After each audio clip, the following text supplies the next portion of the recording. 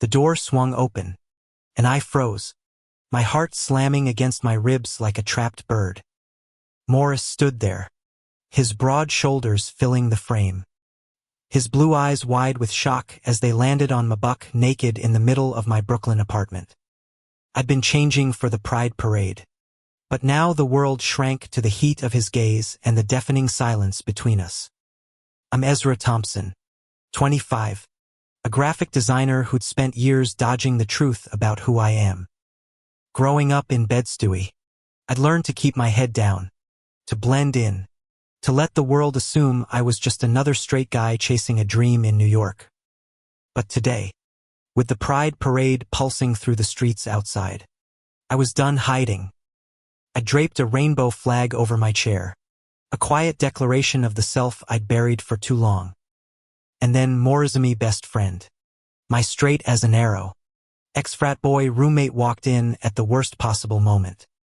"Yo, Izzy, you ready for?" His voice cut off, his sneakers squeaking to a stop on the hardwood floor.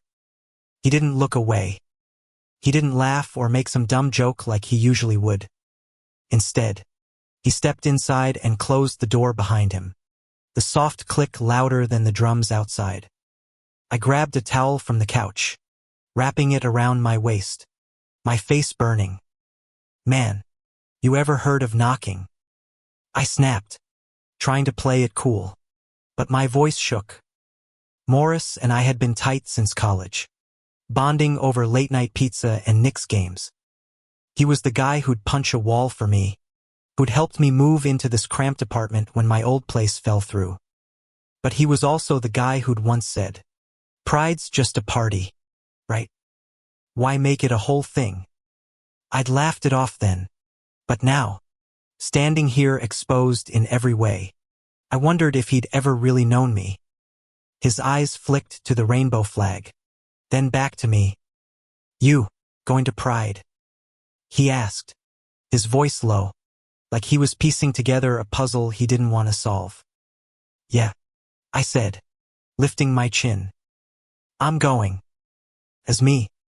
The words felt like a confession, raw and terrifying. I waited for the judgment, for the awkward laugh, for him to bolt.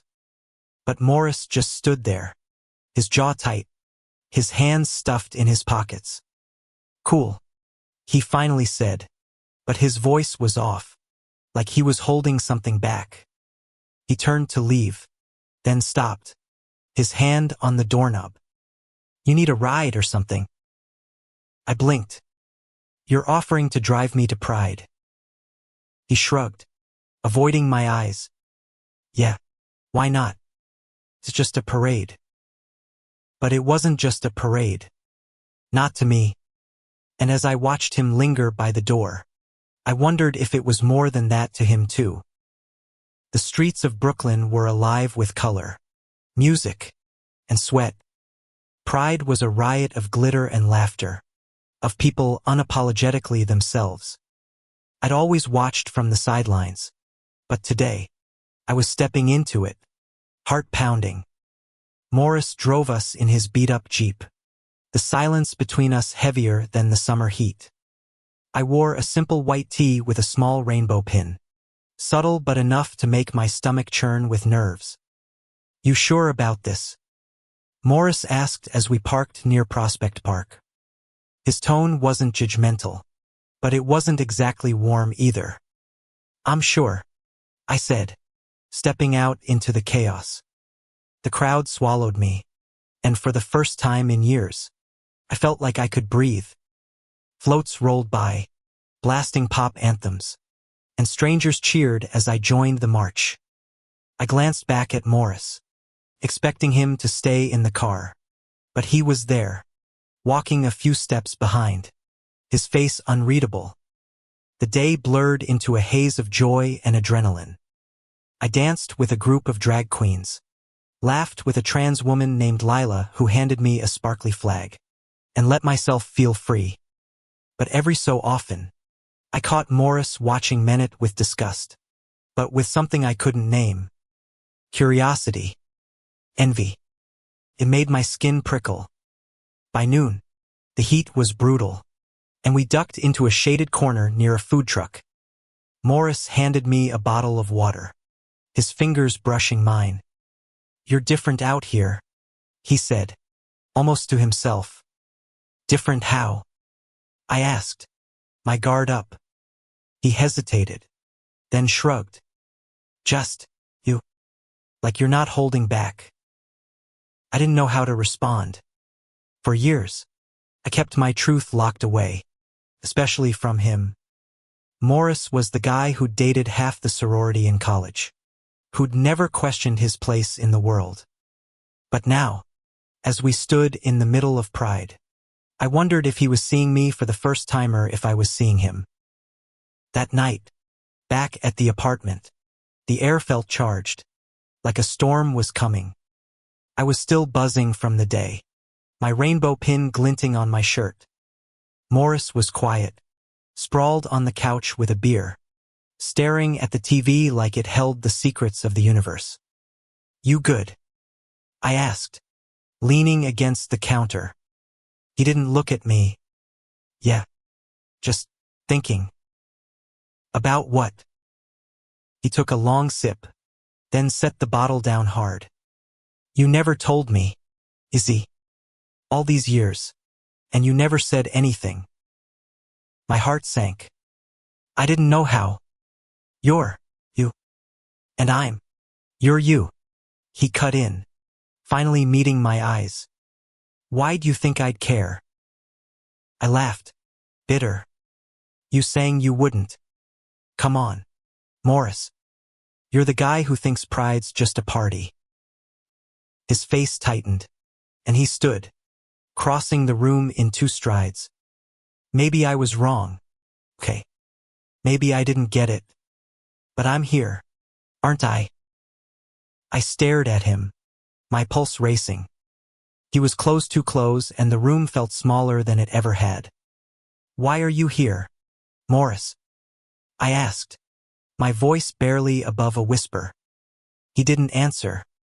Instead, he reached out, his hand hovering near my shoulder, like he wanted to touch me but didn't know how. And then, just as fast, he pulled back, muttering something about needing a shower, and disappeared down the hall.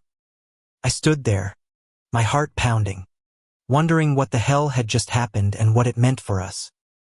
The next morning, the apartment was too quiet, the kind of quiet that presses against your chest.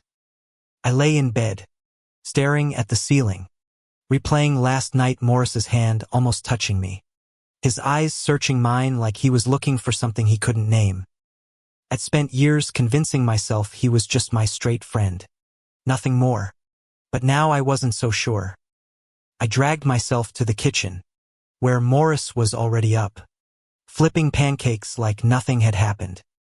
His blonde hair was still damp from the shower, and he wore a faded Yankees tee that hugged his shoulders. "Morning," he said, not looking up. "You want some?" "Sure," I mumbled, sliding onto a stool. The normalcy felt forced, like we were both tiptoeing around a landmine. I wanted to ask him what he'd meant last night, why he'd stayed at Pride, why he'd looked at me like that. But the words stuck in my throat. Instead, we ate in silence, the only sound the scrape of forks and the hum of the fridge. Finally, Morris cleared his throat. "So, you going back to Pride today?" I raised an eyebrow. "You trying to tag along again?" He smirked, but it didn't reach his eyes. "Maybe. It was cool. Different." "Different," I echoed, testing the word. "You keep saying that." He shrugged, pushing his plate away. "It's just, I didn't know it was like that. All those people, just being themselves. It's not what I thought." I leaned forward, my curiosity outweighing my caution. "What did you think it was?" He hesitated, his fingers tapping the counter. "I don't know. A bunch of guys in glitter, maybe.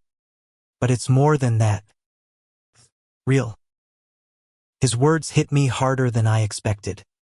For years, I'd assumed Morris saw the world in black and white, straight or not, normal or weird. But now, he was seeing shades of gray, and it scared me as much as it thrilled me. That afternoon, we ended up back at Pride, weaving through the crowds in Manhattan. The energy was electric, with drag performers twirling on floats and couples holding hands without fear. I caught Morris watching a pair of guys kissing under a rainbow banner, his expression unreadable. "You okay?"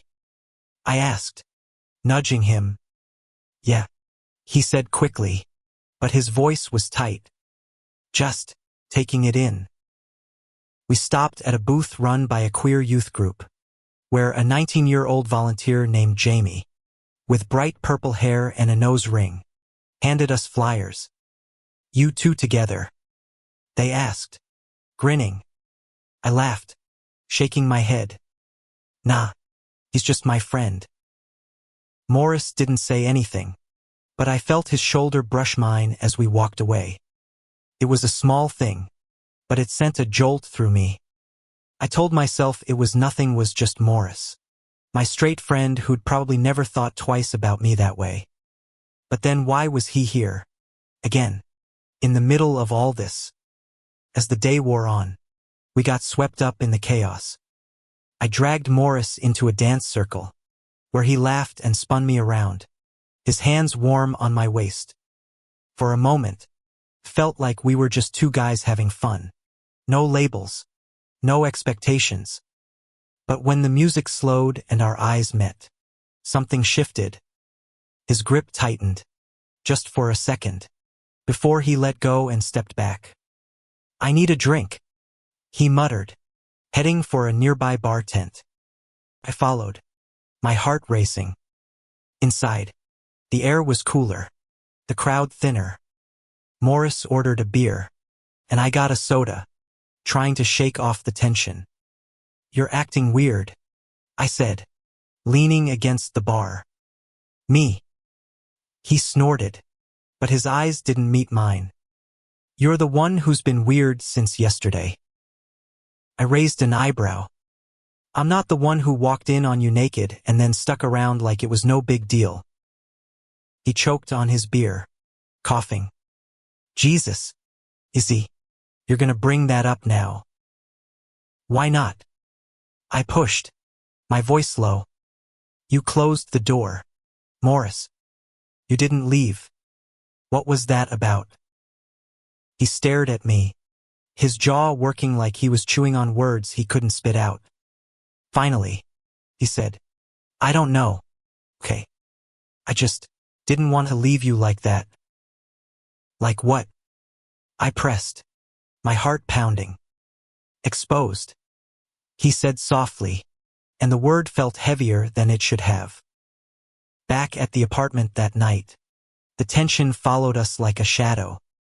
I was on the couch, sketching designs for a client, when Morris came out of his room, his hair mussed, his eyes tired. "Easy, can we talk?" he asked, sitting across from me. I set my sketchpad down, my stomach twisting. "Sure. What's up?" He leaned forward, his elbows on his knees. "I've been thinking about yesterday. About you. About all of this." He gestured vaguely, like he was trying to encompass Pride, the flag. "Okay," I said, my voice steady despite the storm inside me. "What about it?" He ran a hand through his hair, frustrated. "I don't know how to say this without sounding like an idiot. But seeing you out there, being so, it made me realize I've been missing something. About you. About me." I froze, my breath catching. "Morris, what are you saying?" He looked at me, his blue eyes raw and unguarded. "I'm saying I don't know what I am anymore, Izzy. But I know I care about you. More than I thought." The room spun, and I gripped the couch to steady myself. Morris, my straight friend, The guy who'd always been so sure of himself was sitting here, cracking open his heart. And I had no idea what to do with it. My heart was a drumbeat, loud and unsteady, as Morris's words hung in the air. He cared about me more than he thought. I wanted to grab him, shake him, demand to know what that meant.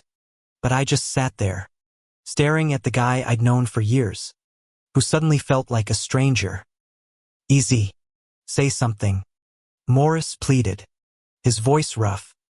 He looked like he was holding his breath, waiting for me to make sense of the mess he'd just spilled. I swallowed hard, my throat tight. You're freaking me out, man, I said, trying to keep it light. But my voice betrayed me. You're straight. You've always been straight. What's this about? He laughed. A short, bitter sound. Yeah, that's what I thought too. But then I saw you yesterday, all in with pride, with who you are. And it messed with me. I don't know what I'm feeling, but it's not nothing. I stood, needing to move, to burn off the energy crackling through me. Morris, you can't just drop that on me and expect me to have answers. You're my best friend. You're the guy who dated, like, every cheerleader in college. And now you're saying what? That you're questioning. He stood too, closing the distance between us. I don't know what I'm saying. Okay. I just know that when I saw you yesterday, standing there with that flag, I felt something. And when I walked in on you, he trailed off, his face flushing. I didn't want to look away. My breath hitched. The memory of that moment, his eyes on me, the door clicking shut flashed through my mind. So what now? I asked, my voice barely above a whisper. What do you want from me? He stepped closer, his eyes locked on mine. I don't know, but I want to figure it out. With you. The next few days were a blur of awkward glances and unspoken questions. Morris and I tiptoed around each other, our usual ease replaced by a strange, electric tension. I threw myself into work, sketching logos for a local queer-owned cafe. But my mind kept drifting to him. To that moment on the couch. To the way his voice had cracked when he said he cared. On Thursday, I got a text from Lila, the trans woman I'd met at Pride. Hey, Ezra. We're throwing a queer art showcase in Williamsburg this weekend. You in? Bring your hot friend if he's still curious. She added a winking emoji, and I laughed, but my stomach twisted. Morris, at a queer art showcase. The idea was absurd, but I couldn't shake the image of him there, standing beside me, trying to understand my world. I showed him the text over dinner takeout pizza, because neither of us felt like cooking. You want to go? I asked, keeping my tone casual. He raised an eyebrow, chewing thoughtfully. Art showcase. That's, like, paintings and stuff. Yeah, but it's queer artists. Personal. Real. I echoed his word from Pride, watching his reaction. He nodded slowly. Sure. I'm in. I blinked, surprised. You're serious? He grinned, and for the first time in days, felt like the old Morris. What? You think I can't handle some artsy stuff? Come on. Izzy. The showcase was in a converted warehouse, all exposed brick and fairy lights. The air smelled of paint and coffee, and the crowd was a mix of hipsters, activists, and artists like me. I wore my rainbow pin again, feeling more grounded in it now.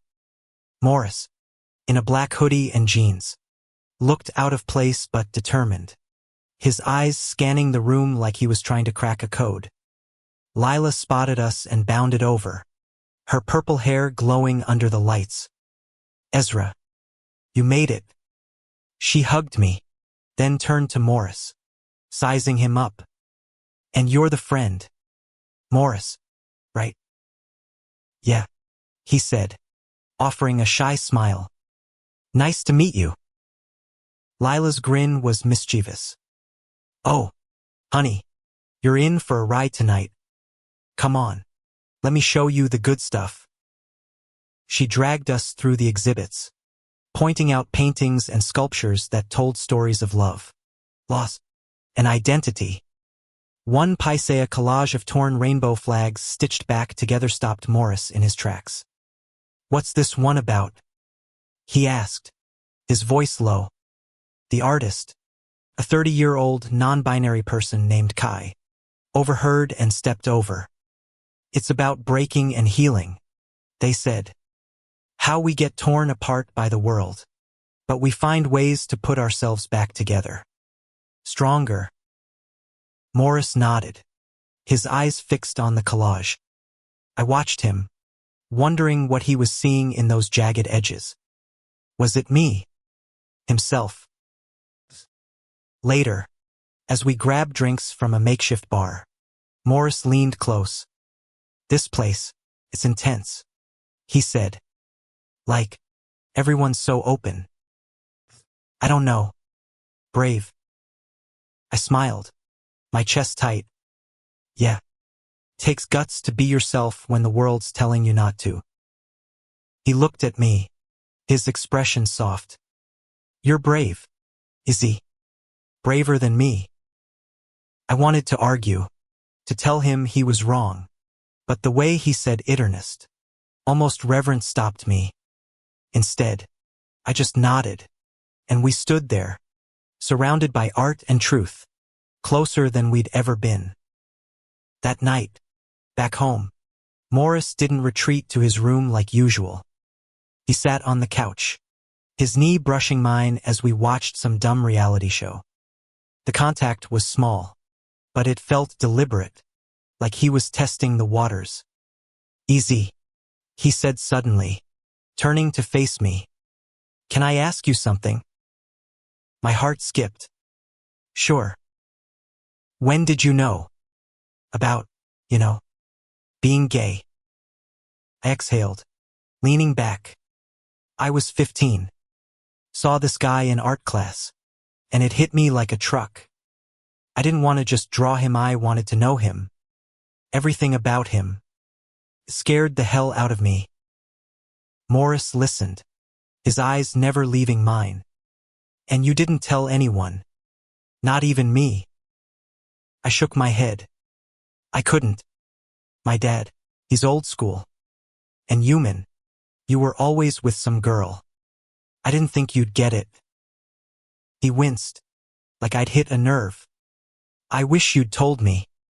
I would have tried to understand. Would you? I asked, half challenging. You're only here now because you walked in on me. If that hadn't happened, would we be having this conversation? He didn't answer right away. Instead, he reached for my hand, his fingers brushing mine. I'm here now, he said. Does that count? It did. God, it did. But it also terrified me, because I was falling for my straight friend, and I had no idea where this was going. Morris's hand lingered on mine, warm and heavy, and I couldn't breathe. The TV droned on, but the world was just us two guys on a couch, teetering on the edge of something neither of us could name. I pulled my hand away, not because I wanted to, but because I was scared of what it meant. Easy, he said, his voice low. I'm not trying to mess with you. I need you to know I'm not running from this. I looked at him, his blue eyes steady but vulnerable, like he was laying himself bare for the first time. Morris, you don't even know what this is, I said, my voice shaking. You're straight. You've got a whole life that doesn't involve this. I gestured vaguely at myself, at the rainbow pin still on my shirt. He leaned closer, his knee pressing against mine. Maybe I don't know what I am anymore, but I know I don't want to lose you. My heart stuttered, Lose me. The words felt like a promise and a warning all at once. I wanted to believe him, to lean into whatever this was. But years of hiding had taught me to guard myself. You don't get it, I said, standing. This isn't just a moment, Morris. This is my life. I've spent years figuring out who I am. And you're just, what? Curious. He stood too, his face flushed. It's not curiosity, Izzy. It's you. It's always been you. The words hit like a punch, stealing my breath. I wanted to scream, to kiss him, to run anything to make sense of the chaos in my chest. Instead, I turned and grabbed my jacket. I need air, I muttered, heading for the door. Easy. Wait, he started. But I was already gone. The cool night air hitting my face as I stepped onto the Brooklyn streets. I wandered for hours, the city a blur of lights and noise. My mind was a tangle of Morris, his words, his touch, the way he'd looked at me at Pride. I ended up at a 24-hour diner in Park Slope, nursing a coffee and staring at my reflection in the window. I'd spent so long hiding who I was. And now, when I was finally stepping into it, Morris was rewriting the rules. My phone buzzed with a text from him. Where are you? I'm sorry if I pushed too hard. I didn't reply. Couldn't. Not yet. The diner's door jingled, and Lila slid into the booth across from me, her purple hair tucked under a beanie. You look like you just got dumped, she said, stealing a fry from the plate I hadn't touched. How'd you know I was here? I asked, managing a weak smile. She shrugged. You mentioned this place at Pride. Figured you'd come here to sulk. So, what's up? Trouble with the hot straight boy? I groaned, rubbing my face. He's not. I don't know what he is. He says he cares about me. Like, cares. But he's never been with a guy. What if he's just confused? Lila leaned back, her eyes sharp. And what if he's not? What if he's figuring himself out, just like you did? You didn't wake up one day knowing you were gay. Ezra. It's a process. Maybe he's in his. I stared at my coffee, her words sinking in. What if he changes his mind? What if I let myself feel this, and he bails? She reached across, squeezing my hand. Then you'll hurt, and you'll survive. But you can't keep running from what you want just because it might break you. I got home just before dawn, the apartment dark except for a sliver of light under Morris's door. I knocked softly, my heart in my throat. He opened it, still in his hoodie, his eyes red like he hadn't slept either. You okay? He asked, stepping aside to let me in. I nodded, leaning against the wall. I just needed to think. About you. About us. He closed the door, the familiar click making my stomach flip. And I took a deep breath. I'm scared, Morris.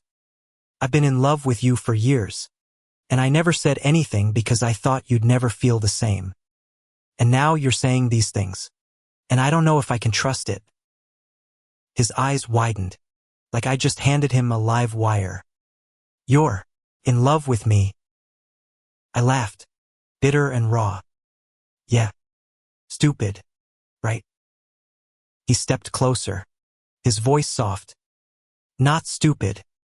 Izzy, I don't know what I'm doing, but I know I can't stop thinking about you. Not since that day in your room. Not since Pride.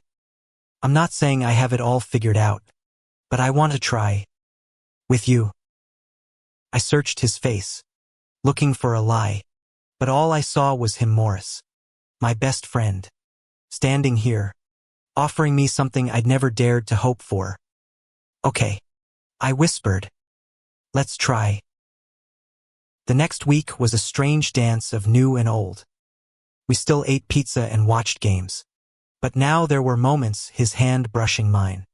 A lingering glance that made my heart race. We didn't talk about it. Not really. But the air between us was different. Charged with possibility. On Saturday, we went to a queer poetry slam in the East Village. Invited by Kai from the art showcase. The room was packed. The air thick with emotion as poets poured their hearts out. One poem, about loving someone who doesn't know how to love you back, hit me hard. I glanced at Morris, who was listening intently, his jaw tight.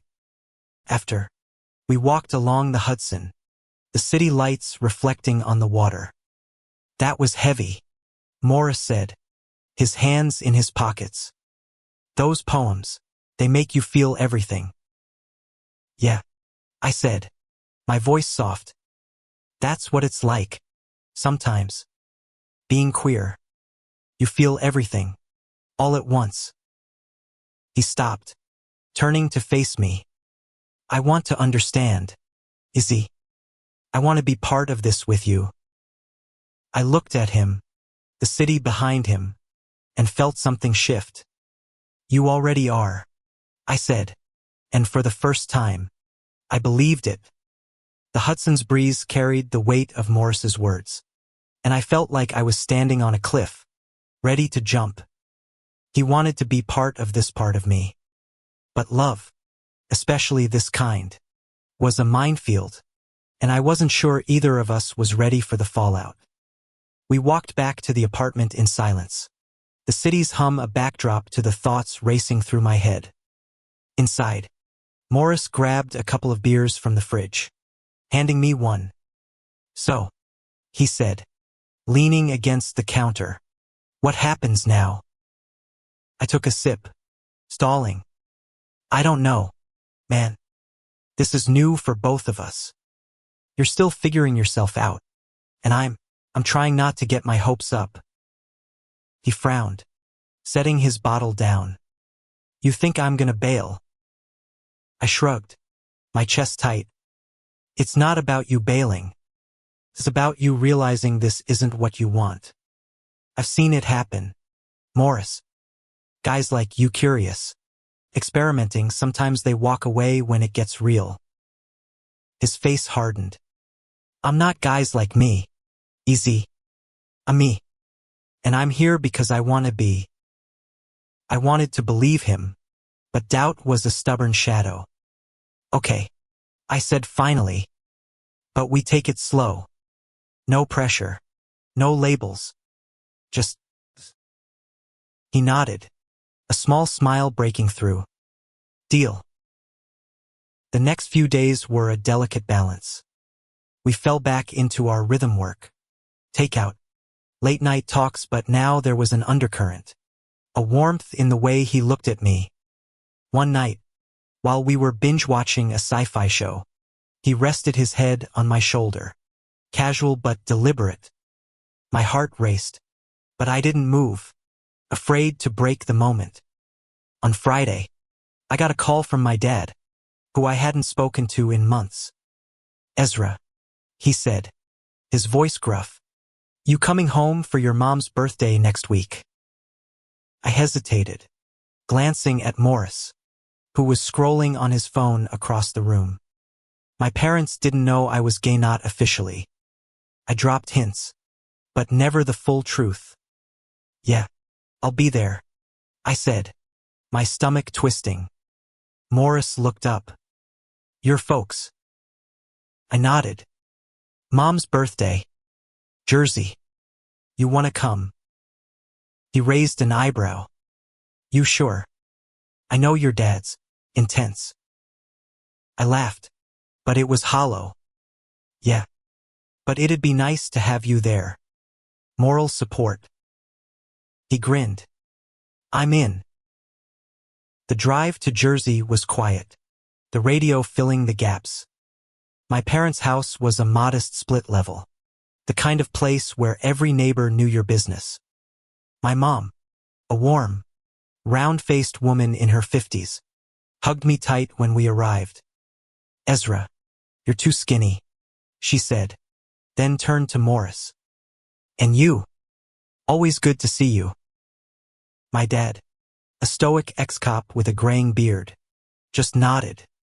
Morris, good you came. Dinner was a spread of my mom's cooking fried chicken, collards, cornbread.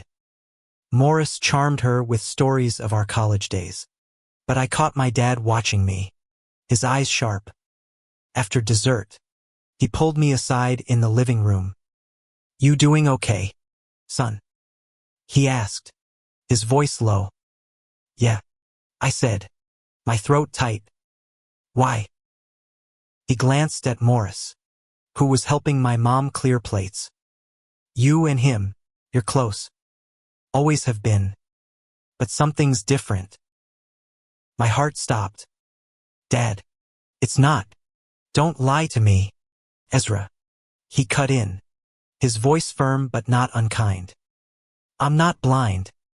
I don't know what's going on. But I know you're my son. And I want you to be happy. I stared at him, my eyes burning. I'd spent years dreading this moment, expecting judgment. But here he was, offering something like acceptance. Thanks, Dad, I whispered, and he just nodded, clapping my shoulder. Back in Brooklyn, Morris and I sat on the fire escape, the city sprawling below us. Your dad's intense, but he's cool, he said, sipping a soda. He didn't grill me too bad. I laughed, relieved. Yeah, he's trying. That's more than I expected. Morris turned to me, his expression soft. You told him about you. Not yet, I admitted. But I think he knows. And he didn't kick me out. So that's something. Morris reached for my hand, his fingers lacing through mine. You're brave, is he? Braver than I'll ever be. I shook my head. You're here, aren't you? That's brave too. He smiled, and for the first time, I let myself believe we could do this whatever this was. We sat there, hand in hand, the city alive around us, and I felt something I hadn't in years, hope. The next day, we went to a queer film festival in Manhattan, a last-minute invite from Lila. The theater was small, the seats creaky, but the energy was electric. We watched a short film about two guys falling in love in a small town, their hands brushing in secret, their eyes full of longing. I felt Morris tense beside me, his knee pressed against mine. After, we grabbed coffee at a nearby cafe. That movie, he said, stirring his latte. It felt familiar. I raised an eyebrow. Yeah. He nodded, his eyes distant. The way they looked at each other, like they were scared but couldn't stop. That's how I feel sometimes. With you. My heart flipped. Morris, you don't have to. I want to. He cut in, his voice firm. I'm not saying I'm ready to march in a parade or whatever, but I'm not running from this. From us. I reached across the table, my hand covering his. Then we figure it out together. He smiled, and for the first time, I saw something new in his eyes. Certainty. Morris's hand under mine felt like a lifeline, tethering me to a world I'd never dared imagine. The cafe buzzed around us, but all I could see was him, his blue eyes steady, his smile tentative but real. For the first time, I let myself believe we could be more than friends, even if the path ahead was uncharted. Back at the apartment, we didn't talk about it. Instead, we fell into our usual rhythm, ordering Thai food, arguing over what movie to watch. But when I sat on the couch, Morris sat closer than usual, his arm brushing mine. It was small, but it felt like a promise. Easy, he said, his voice soft as the credits rolled. Can I try something? My heart raced. Try what?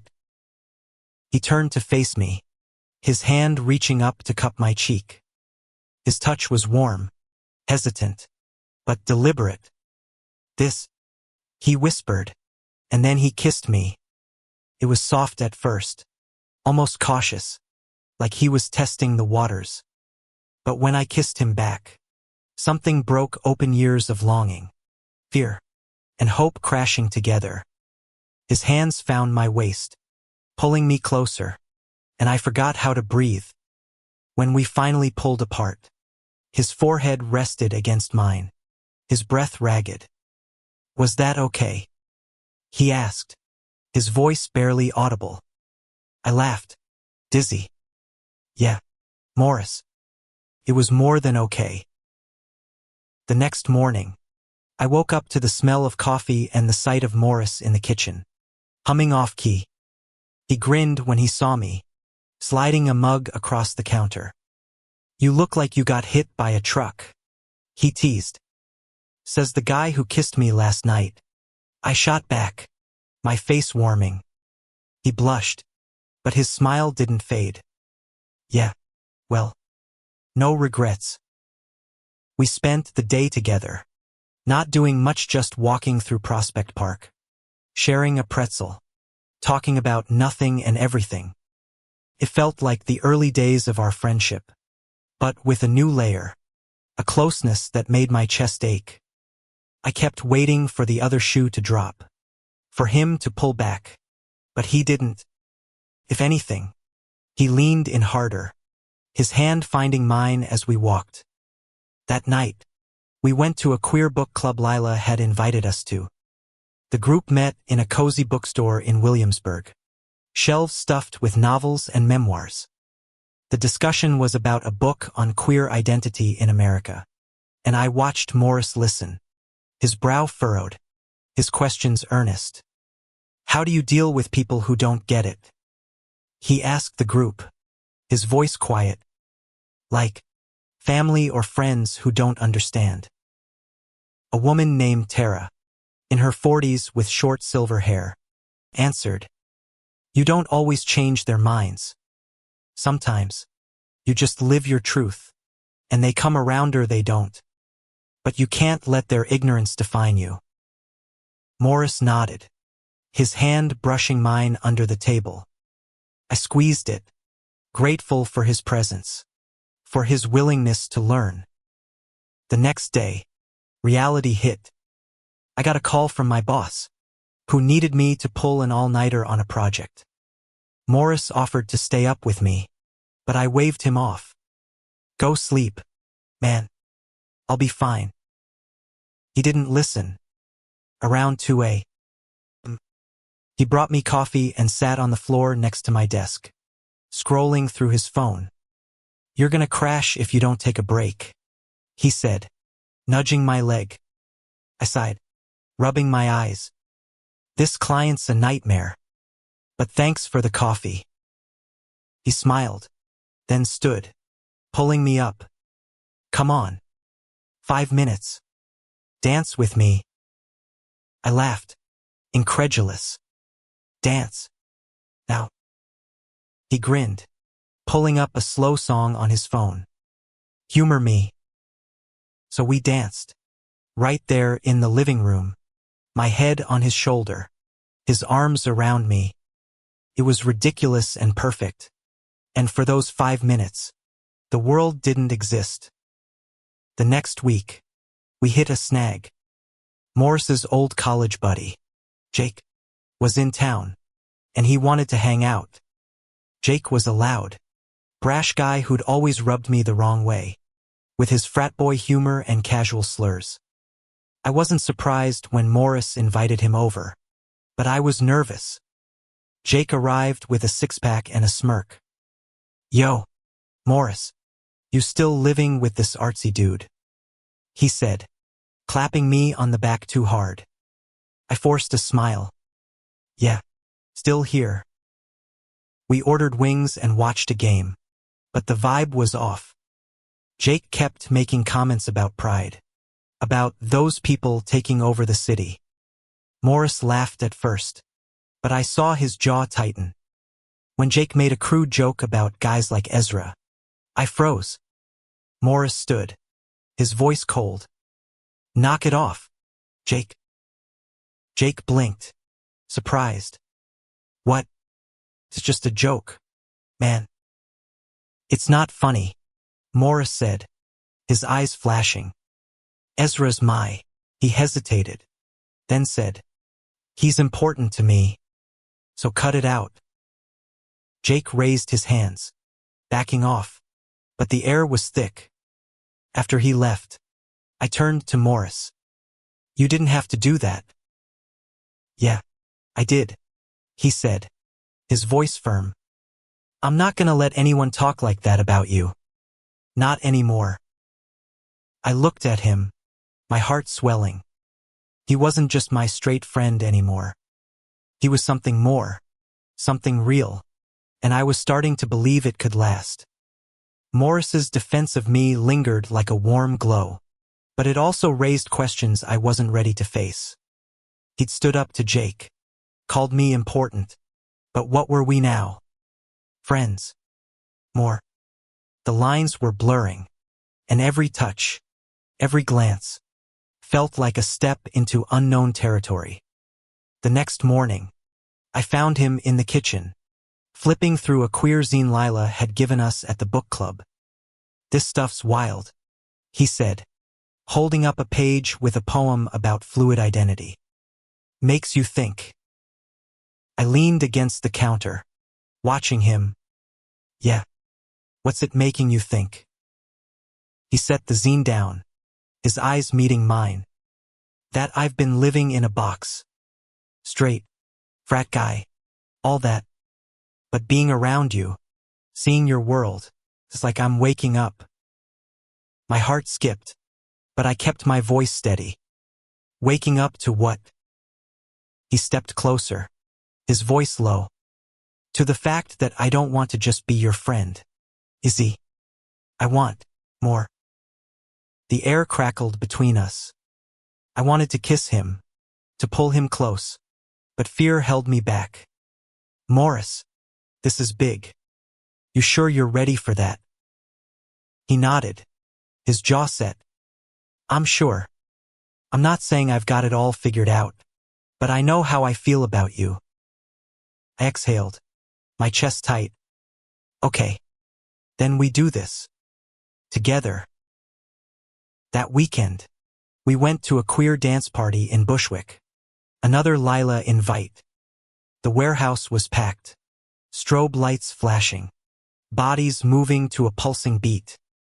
Morris stayed close, his hand on my back as we navigated the crowd.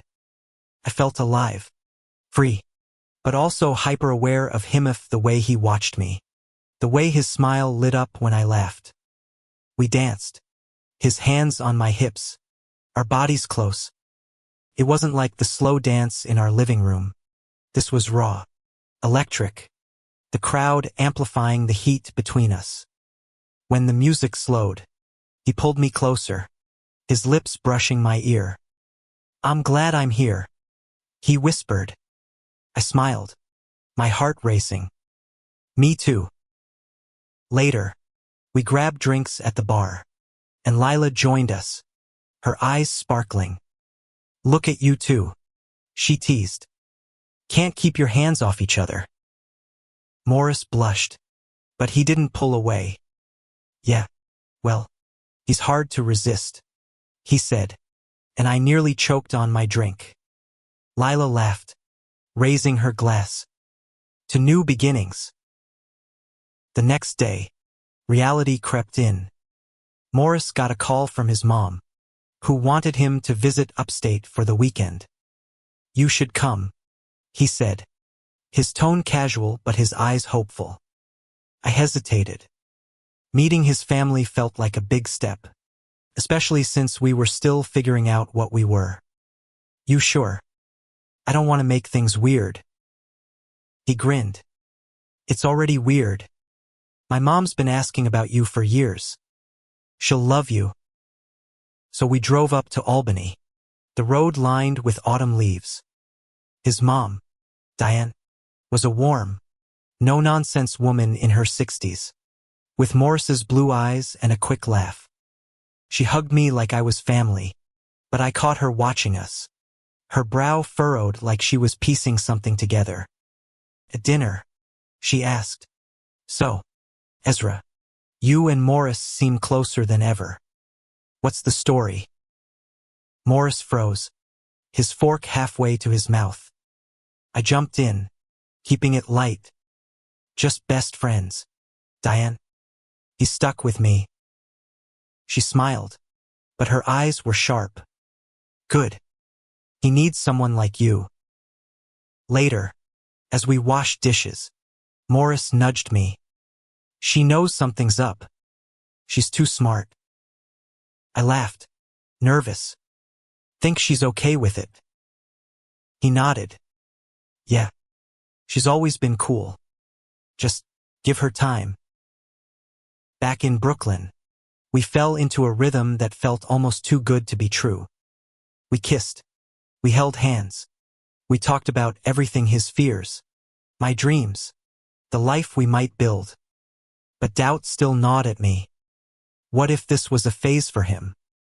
What if I was just the guy who opened his eyes, but not the one he'd stay with?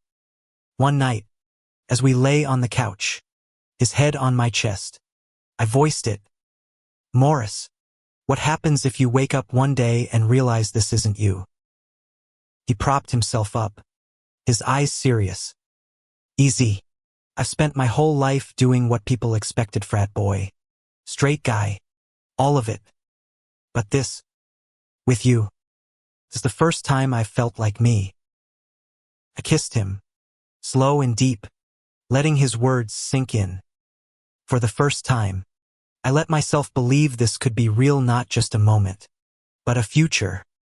Morris's words echoed in my head, a lifeline I clung to as we navigated this new us. His lips on mine, his hand in my night felt like a dream I was afraid to wake from. But dreams have a way of cracking under pressure, and I couldn't shake the fear that we were one wrong move from falling apart. The next week, we hit a rough patch. Work was brutal for both of us, me with deadlines, Morris with a new construction job that left him exhausted. We barely saw each other, and when we did, the ease we'd found was strained. One night, he came home late, his face drawn, and snapped when I asked how his day was. "Easy. Can you just not?" he said, tossing his keys on the counter. "I'm beat." I bristled, hurt. "Sorry for asking, man. Just trying to check in." He sighed, rubbing his face. "I know. It's a lot. Okay. This job. Everything." My stomach sank. "Us? You saying we're a problem?" He looked at me, his eyes tired but soft. "No. God, no. You're the best part. I'm just trying to keep up." I nodded, but the doubt crept back in. Was he struggling because of me? Because of what we were becoming? The next day, I met Lila for coffee, needing to vent. "He's pulling away," I said, stirring my latte. "I can feel it." She raised an eyebrow. "Or maybe he's just stressed. You're both in deep, Ezra. This isn't just about you coming out, it's about him rewriting his whole identity. That's heavy." I sighed. "I know. But what if he can't handle it?" She leaned forward, her voice firm. "Then you deal with it. But don't assume he's out before he says so. Give him a chance." I nodded, her words a small anchor. That night, I cooked dinner spaghetti, nothing fancy, and waited for Morris. When he got home, he looked wrecked, but his face lit up when he saw the table. "You made this?" he asked, sitting down. "Yeah," I said, shrugging. "Figured you could use a break." We ate, the tension easing with every bite. After, he reached for my hand. "I'm sorry about last night. I didn't mean to snap. This job's killing me, but I don't want it to mess with us. I squeezed his hand. It's okay. Just talk to me, all right? Don't shut me out. He nodded, his thumb brushing my knuckles. Deal. The weekend brought a new challenge, a queer community picnic in Central Park, organized by Kai. I was hesitant. Big groups still made me nervous, but Morris insisted. Come on, Izzy. It'll be fun. And I want to be there with you. The park was alive with laughter, music, and the smell of grilled food. We spread a blanket under a tree, joining Lila, Kai, and a dozen others. Morris was quieter than usual, but he stayed close, his hand resting on my knee. I caught people glancing at us, some with curiosity, others with warmth. Felt good, but also exposed, like we were on display. A guy named Sam, in his 30s with a sharp jawline and a rainbow tattoo, sat next to us, chatting easily. He was flirty, his eyes lingering on me, and I felt Morris tense. You two a thing? Sam asked, nodding at Morris. I hesitated, but Morris answered, his voice steady. Yeah, we're together. My heart flipped. Together. It was the first time he'd said it, and it felt like a vow. Sam smiled, backing off, and I leaned into Morris, grateful. Later, as we packed up, Kai pulled me aside. He's trying, you know, they said, nodding at Morris. Not every straight guy would dive into this world like he has. I know, I said, watching Morris laugh with Lila. I'm just scared it's too much for him. Kai shrugged. Maybe. But he's here. That's what matters. That night, back home, Morris pulled me into his arms as soon as the door closed. Today was good, he said, his lips brushing my forehead. I like being with you. Like this. I smiled, but the fear lingered. Even with guys like Sam hitting on me. He laughed, pulling me closer. Let him try. You're mine. The words sent a thrill through me, but also a pang of worry. Mine. It was everything I wanted, but it felt fragile, like a promise that could break under the weight of the world. Morris's arms around me felt like home, but the word mine echoed in my head, both a comfort and a warning. We were together officially, impossibly, but the world wasn't as simple as our apartment. Outside, there were still people like Jake, expectations, and the weight of Morris's past life pulling at him. The next morning, I woke to find him staring at his phone, his face pale. What's wrong? I asked, sitting up. He handed me the phone. It was a text from his sister, Claire. Mom told me you brought Ezra to Albany.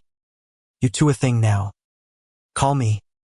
The words were light, but I could feel the weight behind them. You gonna call her? I asked, my voice careful. He nodded, rubbing his neck. Yeah, she's cool, but she's gonna have questions. I touched his arm. You don't have to tell her anything you're not ready for. He looked at me, his eyes soft. I want to. I'm not hiding this. Izzy. Not from her. He called Claire, putting her on speaker. Her voice was warm but direct. So, Morris, what's the deal? You and Ezra. Morris took a deep breath. Yeah, we're together. New, but it's real. There was a pause. Then Claire laughed. About time. I always thought you two had a vibe. Mom's gonna freak, but in a good way. I exhaled, relief flooding me. Morris grinned, squeezing my hand. Thanks, Claire. Means a lot. After he hung up, He pulled me close.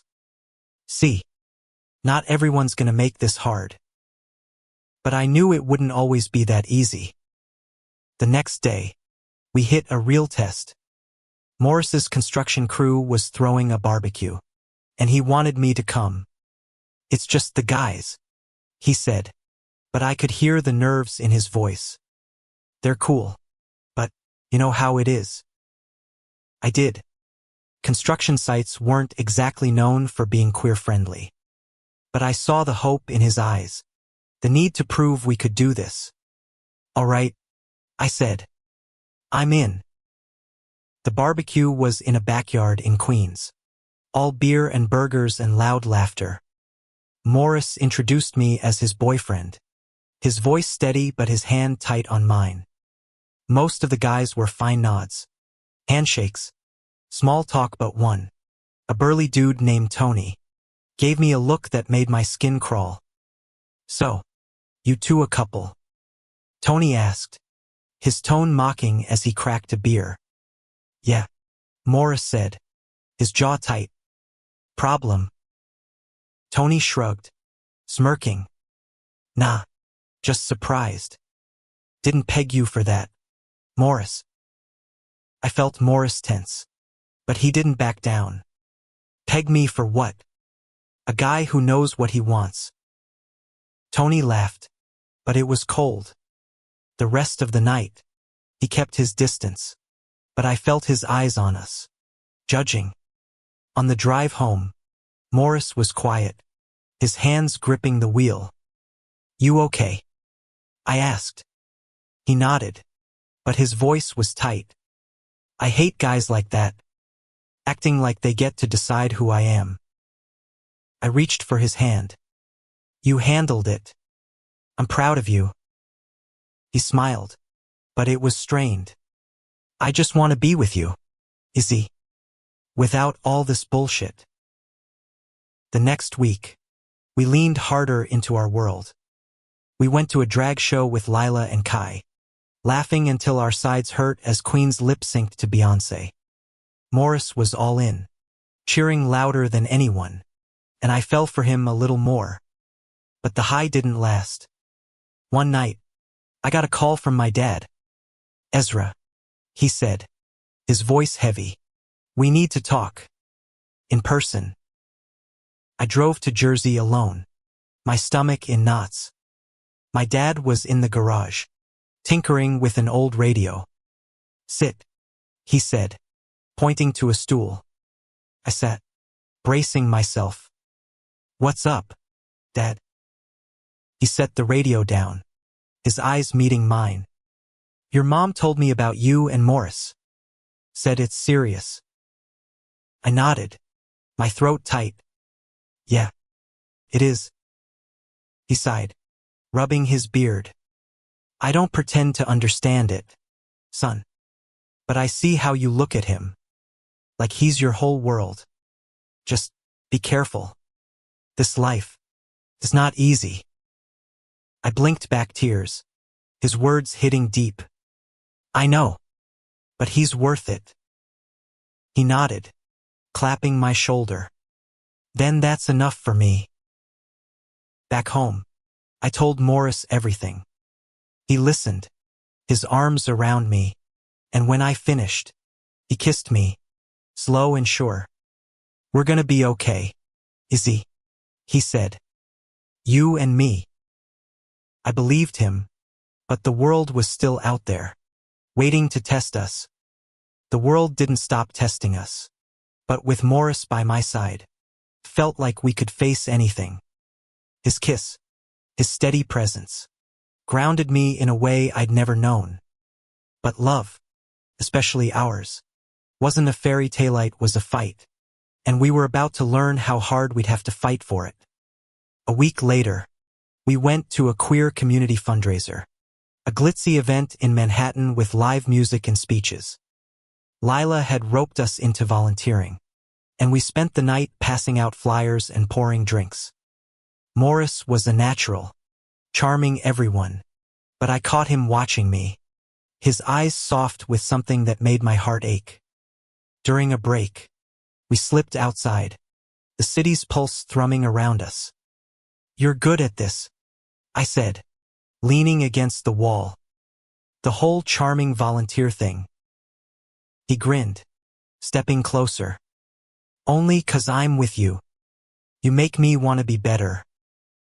I kissed him, quick and fierce, not caring who saw. But as we pulled apart, I noticed a guy across the street, staring. He was older, his face hard, and I felt a chill. "Let's go back in," I said, my voice tight. Morris followed my gaze, his jaw tightening. "He's just some asshole. Ignore him." But I couldn't shake the unease. Later, as we left the event, the same guy was there, leaning against a lamppost. "Faggots," he muttered as we passed, loud enough to hear. Morris stopped, turning. "What did you say?" The guy smirked, stepping closer. "You heard me." I grabbed Morris's arm. "Let's go. He's not worth it." But Morris was already moving, his fists clenched. "Say it again," he growled. The guy laughed. But before things could escalate, Lila appeared, her voice sharp. "Back off, creep.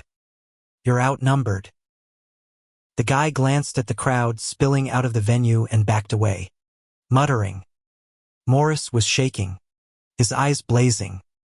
I pulled him into a hug, my heart pounding. "You okay?" I whispered. "Yeah," he said, his voice rough. I hate that you have to deal with this." I held him tighter. "We deal with it. Together." The next day, we stayed in, needing a break from the world. We cooked breakfast together, laughing as Morris burned the bacon. But the mood shifted when he got a call from his boss. "They're transferring me to a site in Jersey," he said, hanging up. "Longer hours. Might be tough for a while." I nodded, trying to hide my worry. "We'll make it work." But the distance grew. His new schedule meant late nights, and I was swamped with a new client. We stole Moments a Kiss in the morning, a late-night movie, but it wasn't enough. One night, he came home exhausted, collapsing on the couch. "Easy. I don't know if I can keep this up," he said, his voice heavy. My heart sank. "Keep what up?" He sat up, alarmed. "No, not us. This job. It's killing me, and I hate being away from you." I exhaled, relief flooding me. "Then quit. Find something else. We'll figure it out." He looked at me, his eyes searching. "You mean that we—" I nodded, taking his hand. "Yeah, we're in this." The next month was a whirlwind. Morris quit his job, taking a leap to start freelancing as a carpenter. I helped him set up a website, using my design skills, and we celebrated his first client with cheap wine and a dance party in our living room. It wasn't perfect, but it was ours. One night, as we lay in bed, he turned to me. "Easy. I've been thinking. I want to tell the world about us. No more hiding." I froze, my heart racing. "You sure?" He nodded, his hand finding mine. "I love you. I want everyone to know." The words hit me like a wave, washing away years of doubt. "I love you too," I whispered, and we kissed, the world falling away. A year later, we stood together at Pride, hand in hand, the rainbow flag draped over our shoulders. The crowd roared around us, but all I saw was Morizami, best friend. My love, my home. We'd faced the world's judgment, our own fears, and come out stronger. As the parade moved forward, I thought back to that day he walked in on me, naked and vulnerable, and closed the door behind him. It wasn't just a door he'd closet, it was a chapter. A life of hiding. And together, we'd opened a new one, full of color, courage, and love. Thank you for listening. If you find it interesting, please like and subscribe to follow the next stories.